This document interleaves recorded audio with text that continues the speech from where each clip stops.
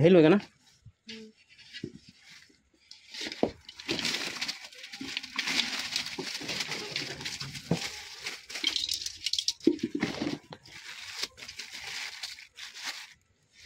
আরেকটা কই ওরে বাবা রে ঠিক আছে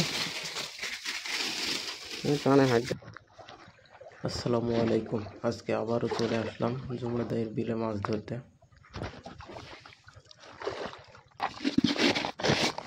কয়েকদিন ধরে মাছ ধরছি কিন্তু ভিডিও করা হয়নি। আজকে হঠাৎ করে মনে হলো ভিডিও করি। চলুন তাহলে দেখা যাক কেমন মাছ হয়।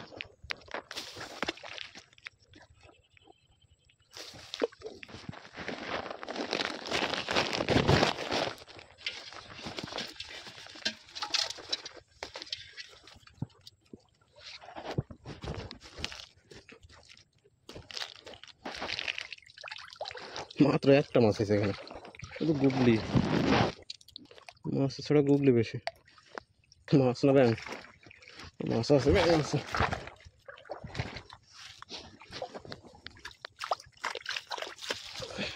দুটো কই হয়েছে,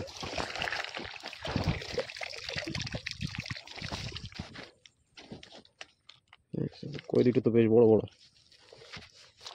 ব্যাং। চরম কাটা শামুকও এক গাদা হয়েছে, হেবি তেজ বিলের মাছ, একদম অরিজিনাল।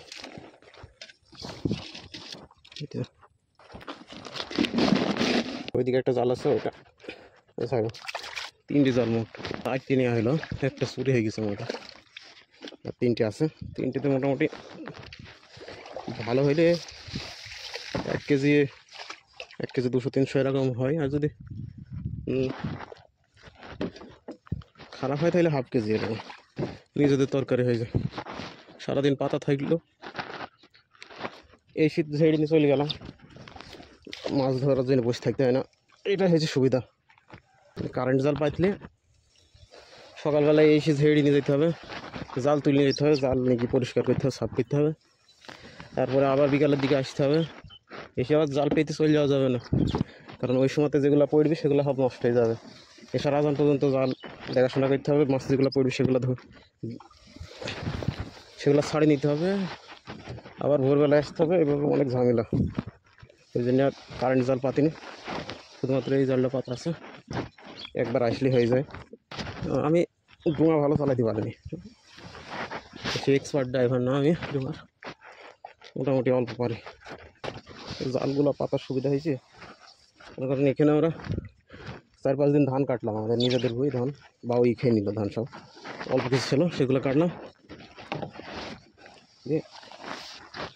4-5 দিন যে কাটলাম সেগুলো 4-5 দিন ওই জালটা আমরা যেদিন থেকে শুরু করেছি সেদিনই এসে জাল পেতে দিয়েছি। আর প্রতিদিন ধান কাটা হয়ে গেলে 2 ডোঙা 3 ডোঙা করে কেটে নিয়ে যেতাম, আর প্রতিদিন জাল ঝেড়ে নিয়ে যেতাম। মনে করেন জাল মাছ ধরার যে ঝামেলা সেটা নয়, কাজ করার পাশাপাশি জাল ঝেড়ে নিয়ে চলে গেলাম।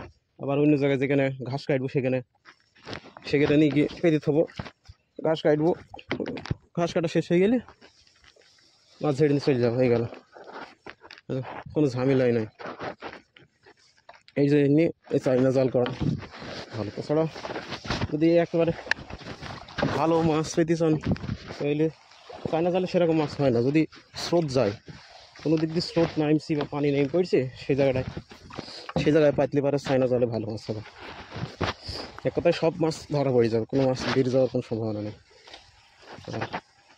যদি এরকম আবদ্ধ জায়গায় যদি জাল বেরিয়ে থাকুন চাইনা জাল, তাহলে সেখানে মাছ বেশি হবে না, এটা আশা করা যায়। আর একটা জাল এখানে পাতা আছে, এইটা আরেকটা জাল। ভেবেলাম যে এই জায়গাটাতে আমরা জাল পাইবো, কিন্তু অন্যজন আবার জাল পেতে চলে গেছে, কি আর করা। আজকে ভাবলাম যে এই জালটা এখানে জালটা পাইবো, বাড়ি থেকে একটা জাল নিয়ে আসবো, সেটা এখানে এসে পাইবো। পরের দিন এসে দেখছি এখানে কে পেতে ফেলেছে,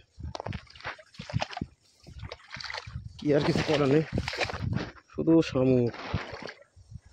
শামুক বেশি পড়লে মাছ হয় না, শামুক যেখানে অল্প পড়বে সেই জায়গাটায় মাছ হয় ভালো। এই মাছটা অনেক একড়াতে খেয়ে নিয়েছে।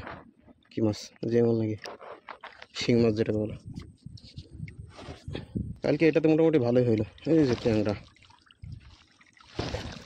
এই ট্যাংরা মাছ, ট্যাংরা মাছের কাটা, শামুক আর গুগলি, শামুক আর গুগলি।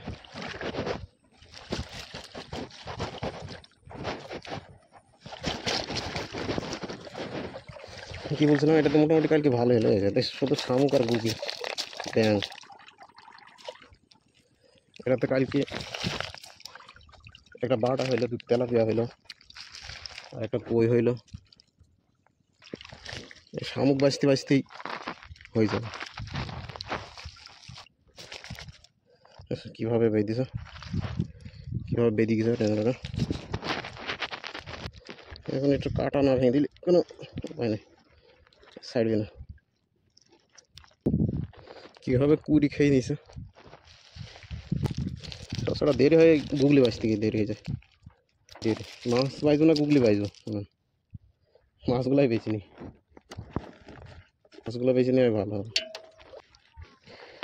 কদিন আগে এরকম মাছও হইতো না, এখন ওই পানি কমতে শুরু করে দিচ্ছে, মাছগুলা নিচে নামতে শুরু করে দিচ্ছে।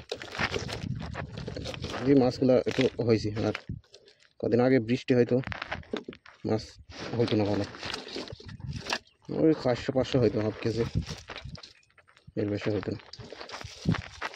আর বড় মাছ তো পাওয়া যেত না, শুধু আমরা ছোটো মাছ চিনিস না, ঢেকে রাখছি, আঙ্গুল আবার লাভ নাই। মাছ তো লাভ হচ্ছে, ওই যে দাঁড়াও দাঁড়াও লাফায় না, আসছি। ব্যাং ও তোলা হইলে হয়, ছাড়ো ছাড়ো। এই যে কাঁকড়া, কাঁকড়া আমরা খাইনি।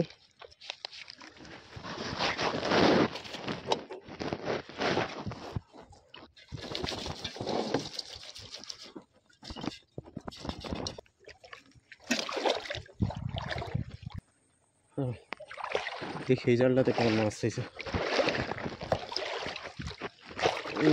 পরের জাল না আর কি দেখি কৌতল হচ্ছে। মাছ কি ঝেড়ে নিয়ে গেছে সকালবেলা, সকালে ঝাড়িনি, ভালোই হয়েছে।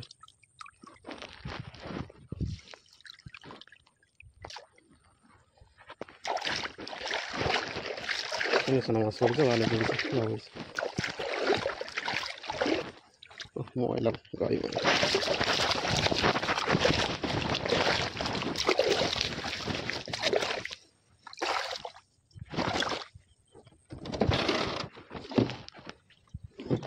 তো আজকের মতো মাছ ধরা হয়ে গেল, আবার কালকে আইব, কালকে সকাল ভোরে আইব।